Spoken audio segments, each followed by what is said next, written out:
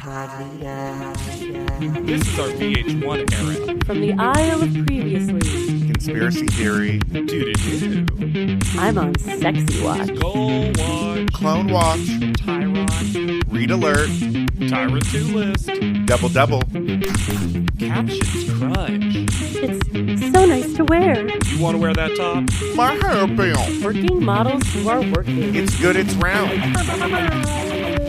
Podlita, Podlita. 23. Hello. This is Podlita. That's Top Model Podcast spelled backwards, but there's no episode title. What? Explain further. I'm Lex Basile Price, and where are we right now? We're out of time. I'm Hannah Jane Ginsburg, and I jumped your line.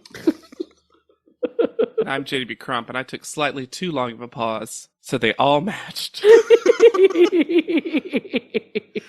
And we're not talking about an episode because this is our mid-season break. Let's talk about it. Let's pretend we watched. I wonder how far we can get into it before people are like, wait.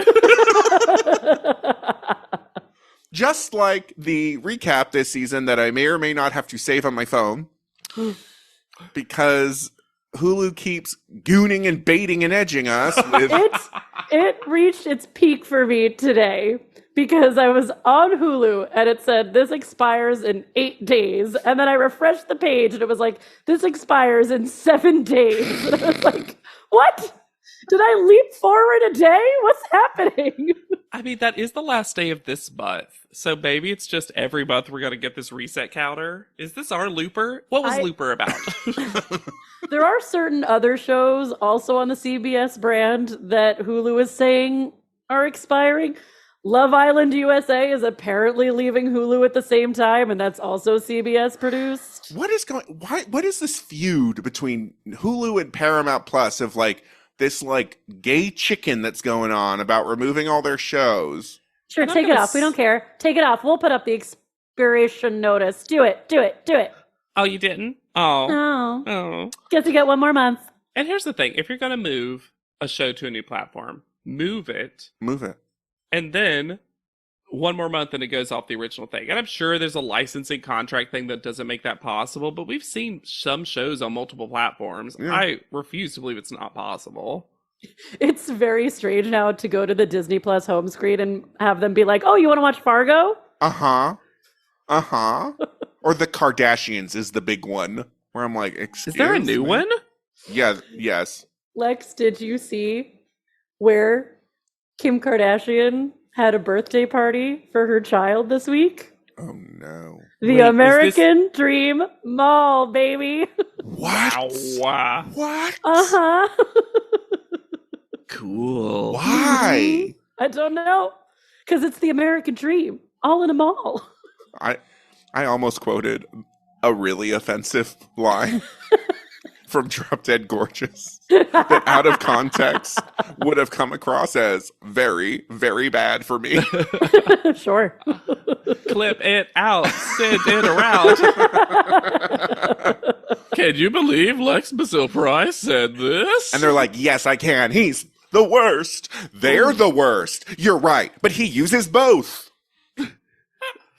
There's something funny individually in a vacuum of the sentence he uses both pronouns. Yes. It's like that old joke of a parent being like, this is my daughter. She uses they and them. And you're like, you're close. It's the number one thing for me, parenting and having my parents and my in-laws try to relate. Is when I talk to them about friends of my child who use gender-neutral pronouns, they'll be like, but what are they really? I'm like, no, y'all, wind that back. Let's work a little bit harder, please.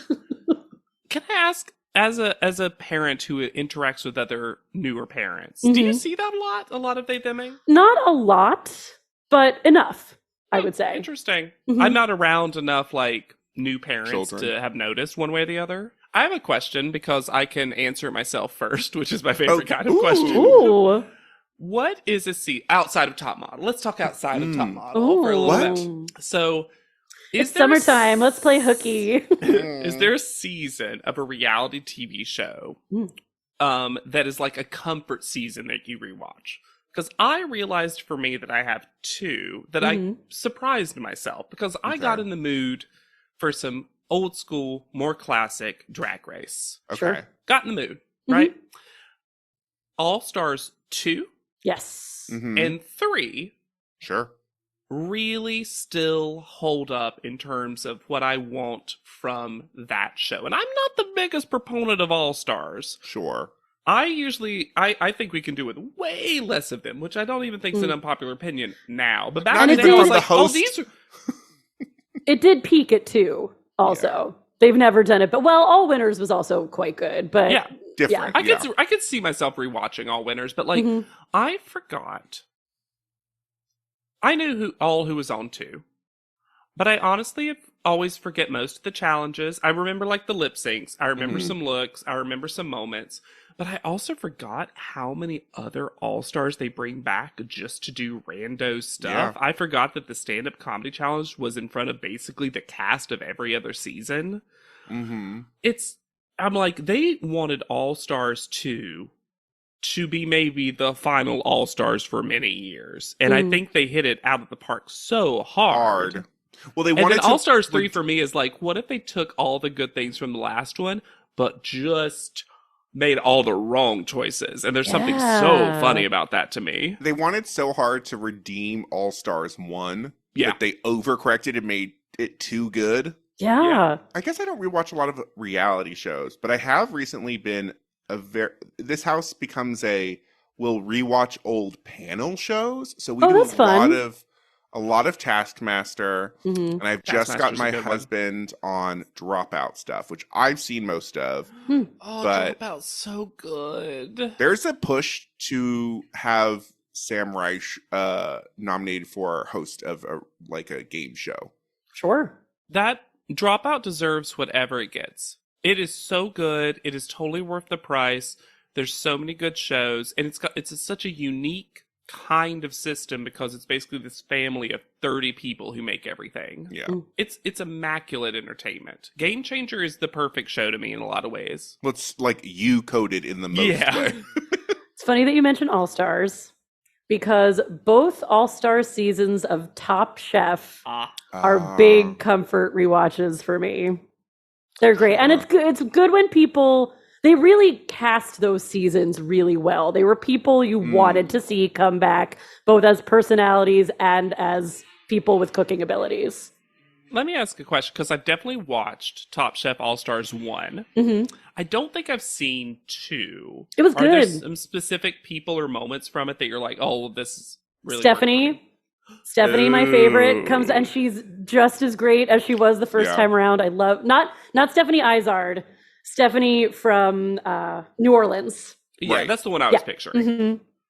She's amazing. They brought back Kevin Gillespie, which I thought was great because he should have won his original season, but because of personal reasons, had a lot of problems. Right. They bring back a great villain in Brian Malarkey because you need a villain. Oh, yeah. Just very, very well cast. And I have a soft spot for Brian Voltaggio, the least winning man in all of Top Chef. Brian Voltaggio. I like him. He seems like a nice Maryland boy. Yeah. Sure, but he seems like every time he appears on that show, he has to trade a bit of his personality because he becomes more and more like, hey, everyone. He's just so successful everywhere else. And everywhere he somehow couldn't manage a win on the 3 times he appeared on that. He became second three separate times. Wild. Like the jujube of that franchise. And there's one episode of the second All-Stars Top Chef season where they have to do airplane food. Oh, I remember this. And it's judged by Padma and Jonathan Waxman. And Padma gets fully drunk on champagne. While they're doing the quick fire, and then judges drunk and does not try to hide that she's drunk. Oh. It's beautiful. Also, they go to Italy for their destination, and you get to see her speak fluent Italian. Oh, yeah. Nice. So this tells me, Hannah, you really want to rewatch this most recent season of Top Chef? Ugh. I didn't even make it to the end of the most recent season of Top Chef. Really? No. The last episode was called, like, the slow march or the sails to victory, and it I unironically just describes who wins. Interesting. Whoa. I don't know if the contestants weren't as interesting or if the show just didn't do a good job producing them. I don't this think they season. were incredibly. It seems like Tom Colicchio was incredibly disappointed with this crop of. My other problem is that he is too invested in Last Chance Kitchen. Yeah. He cares more about Last Chance Kitchen now than he does about Top Chef proper, and it's very obvious. And I get it's just too many people coming back, though. It's too many comebacks. When they had someone make it onto Top Chef from Last Chance Kitchen, but it wasn't a comeback, it was just someone you'd never met before. That was wild. Yeah, a chef comes on who never was on the show. He was like you know how reality shows will have a replacement in case someone gets sick and can't do the show? Yeah, like an alternate. Yeah, that was him. He just gets on the show, though. I felt bad for him, honestly, even though he made it on. That's such a weird position to be in. Such a weird asterisk on the Wikia. Mm-hmm. Welcome to our ugly home. Reddit is back for a historically hideous season. It's our 100th ugly house. This place is mayhem. That is impressive. And if these walls could talk, do you cry a lot? I do. They'd have a lot to say. What in God's name is this pit? Don't get too close. No, if you've seen the show, I'm a scaredy cat. Ugliest House in America, season premiere, Wednesday at 8 on HGTV. I had that dream again. My small business needs to hire, but I don't use LinkedIn, and I hire an energy vampire. But also, they're a literal vampire. And suddenly, my team is spending all their time sharpening wooden stakes and buying bulk silver and rehearsing ancient chants, and then I wake up. Don't let hiring nightmares ruin your dreams. LinkedIn Jobs' new AI assistant takes insights from over 1 billion professionals to create a short list of the best fits for you. Post your job for free at linkedin.com/quality. Start hiring today with LinkedIn. Lex, you and I actually did this recently at Comfort Show because we looked back at some old MTV's The Challenge. Mm-hmm. Because what's fascinating about The Challenge, for those of you who have never watched it, I encourage you to take a peek. It's very season by season. Yeah. But the thing about The Challenge is that there's a different rule scheme, different format every single season, which keeps it always feeling fresh. Yeah. Because they bring back a lot of the same people, because The Challenge is a soap opera. Fully. The Challenge is 20 to 30 contestants every single season, some new, some old, some have done it 8 times, some have done it 4, some who are rookies.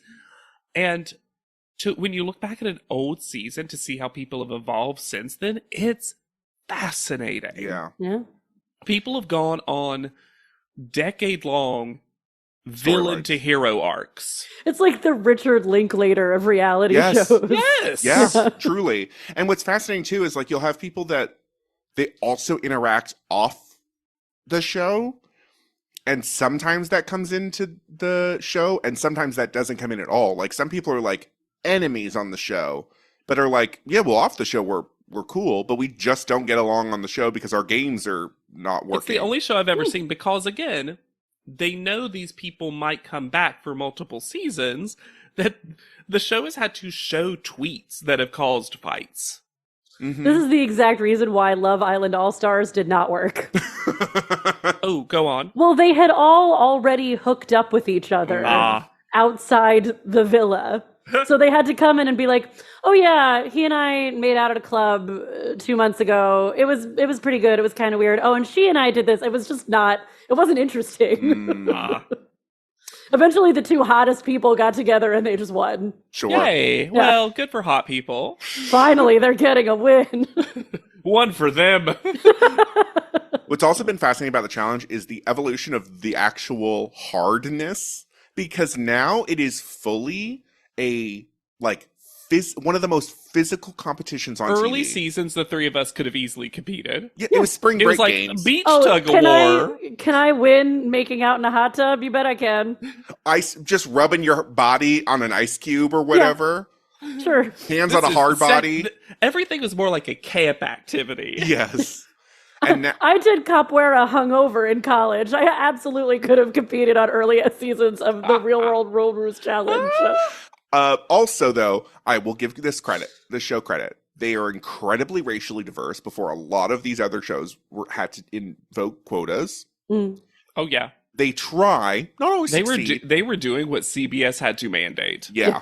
They try to make it recently that a woman or a man can win by themselves. They don't. Yeah, they used to have a problem when they did paired. They love pairs. Love pairs. And it's been great sometimes, but they almost always do male person, female person paired together. And because of that, there is always lady activity and guy activity.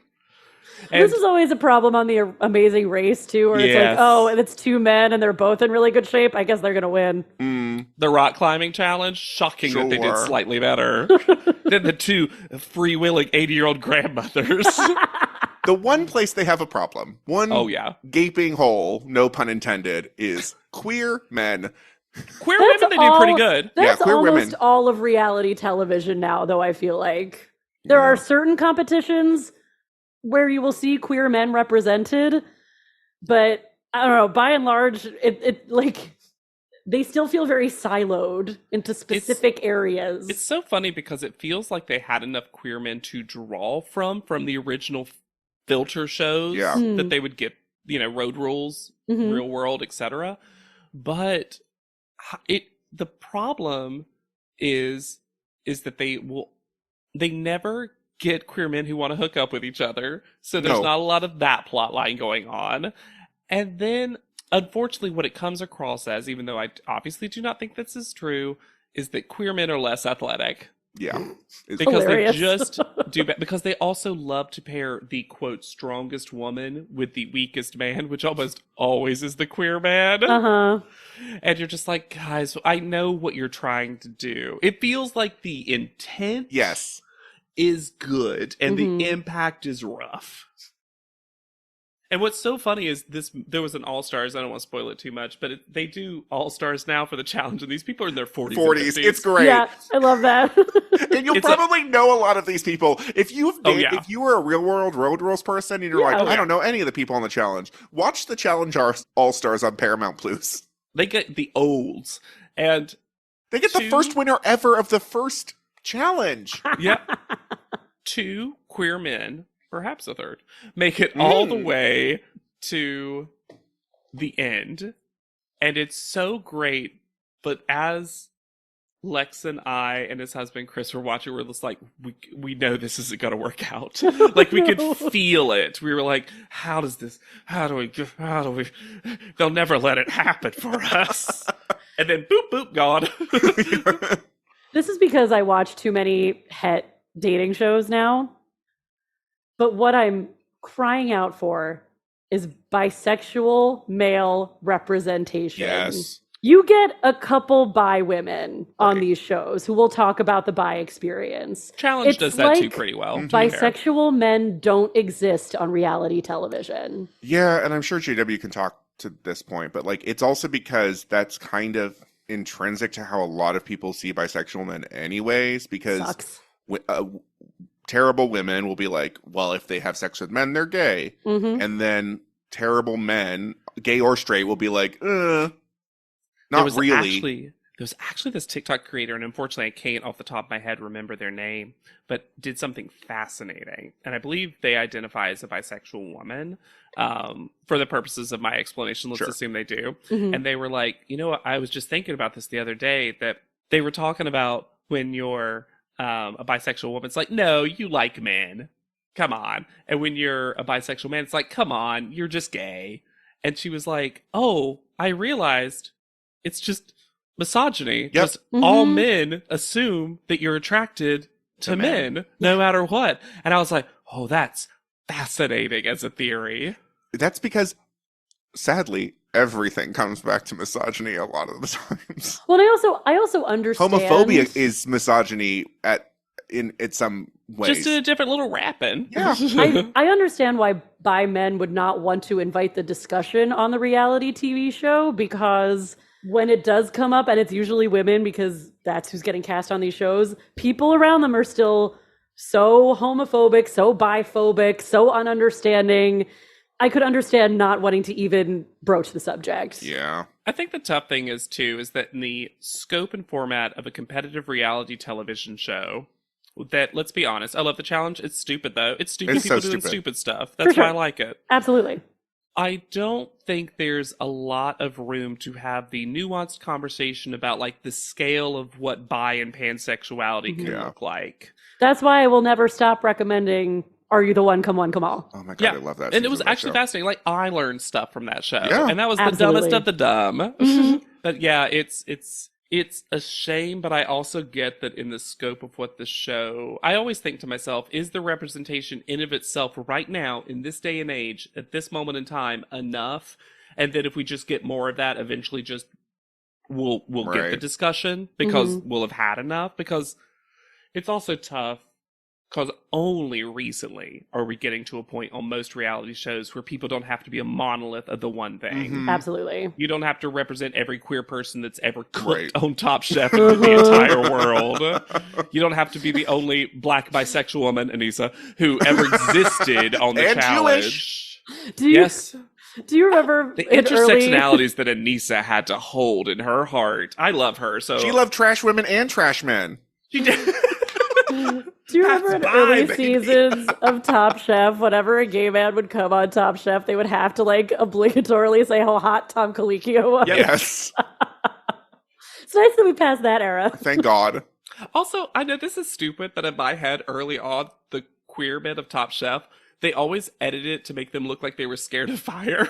Yes. And I'm just like, I don't think gay men are just scared Well, of fire. Yes, we are. Oh, think sorry.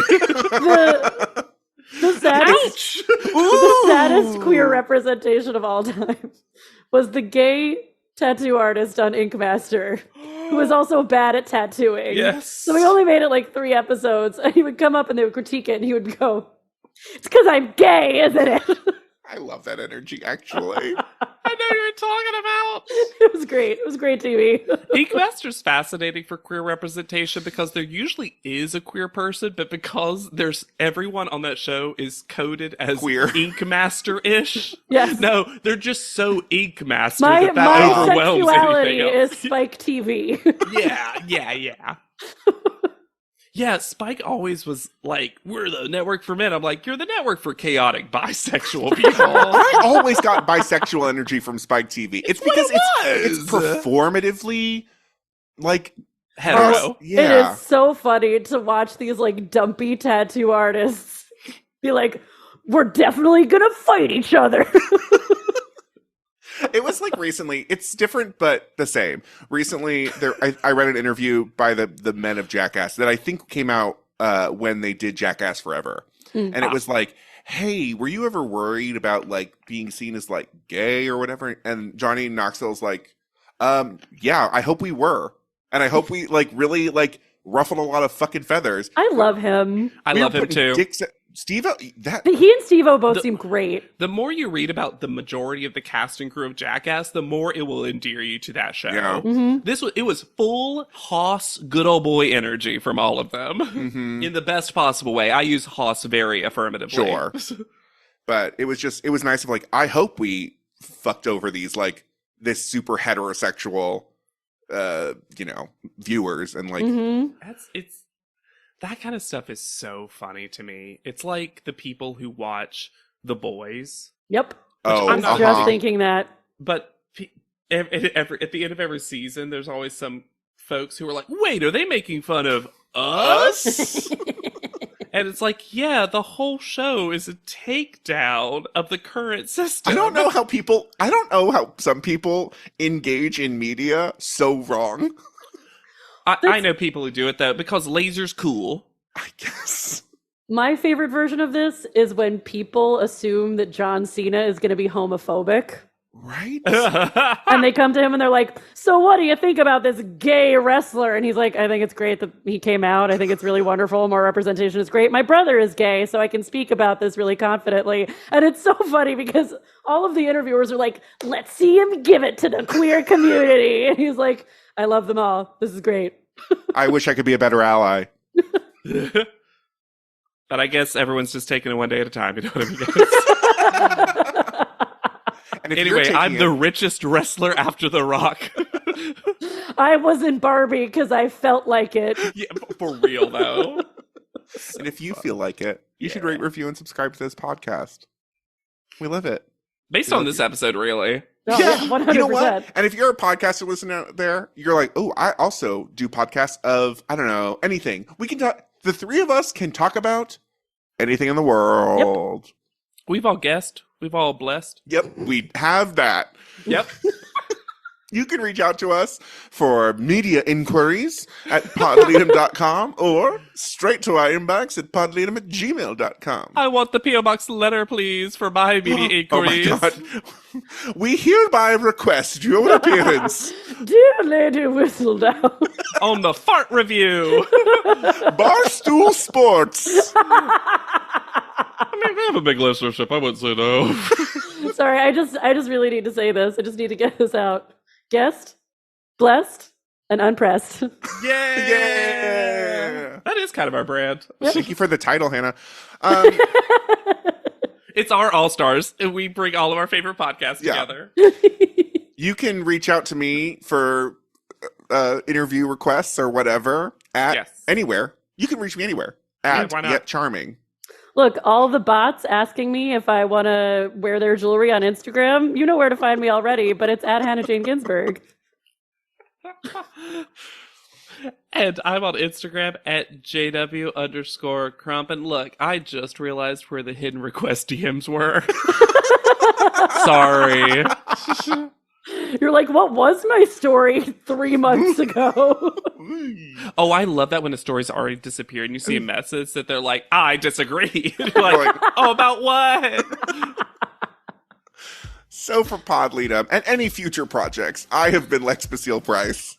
I will remain Hannah Jane Ginsburg. And I'm JDB Crump and also JDB Crump LLC for all the W9s. Ooh. And we'll see you on our text forms.